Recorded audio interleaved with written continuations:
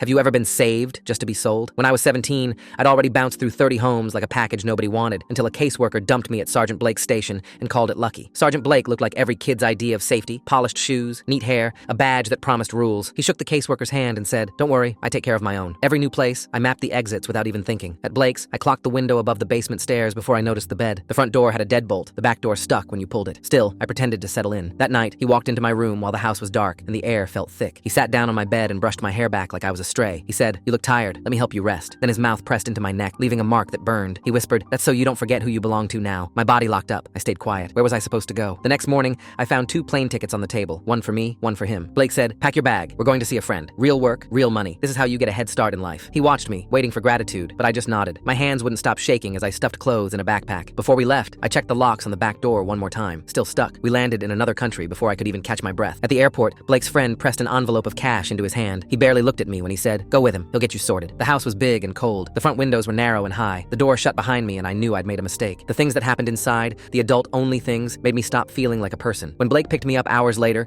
my skin crawled from the inside out. I counted every hallway we passed on the way out, memorized where the fire extinguisher hung. That night, I lay awake listening for footsteps, tracing the path from my bedroom window to the tree in the yard in my mind. When the house finally went silent, I snuck into Blake's office, fingers trembling over every drawer. I found cash, a stack of fake IDs, and a burner phone. I was copying a bus route onto a napkin when Blake's shadow filled the doorway. He grabbed my wrist, twisting hard. He snapped, "You don't get to run, not after everything I've done for you." He dragged me to the basement and locked the door behind us. He said, "Nobody's coming. You're mine." I bit the inside of my cheek so I wouldn't scream. When it was over, he left me shaking on the concrete, light leaking in through a dirty window. That window was the only exit I hadn't tested yet. Hours later, maybe more, I spotted a stool in the corner. I wrapped it with my blanket, smashed the glass, and dragged myself through, slicing my hands open. Blood dripped down my wrists, but I barely felt it. I kept running, 3 miles in the dark, every alley and side street mapped in my head, until I found a bus station. I paid with Blake's money, gave a name from one of his IDs, and lied my way into a shelter. I made sure to pick the bunk closest to the fire door. After that, I learned to live as a shadow. I picked up odd jobs, used fake names, and checked over my shoulder every day. Every building, every room, I found the exits before I found a place to sit. I taught myself to keep my eyes low and my story straight. When someone looked too long, I disappeared before they could ask my name. For months, I slept light and kept a knife under my pillow, just in case the only way out was through a window. One night, 2 towns away, I saw Blake leaning against his car outside the motel. My breath caught in my throat. I traced the fastest route to the back alley, just in case. He found me in an alley, voice smooth as ever. He said, "Come back with me, kid. You can't survive out here without help." His smile was sharp, not kind. He said, "Don't make this harder." I didn't answer. He stepped closer, reaching for my arm, but this time I was ready. I swung a pipe from behind a dryer, catching him right above the ear. Blake hit the ground, groaning. My hands shook as I taped his wrists and shoved his badge into his mouth. I knelt down so he could see my face. I whispered, "Sell yourself this time," taping a note to his chest. I walked out before anyone else could come looking, hands bloody, heart pounding. I never saw him again.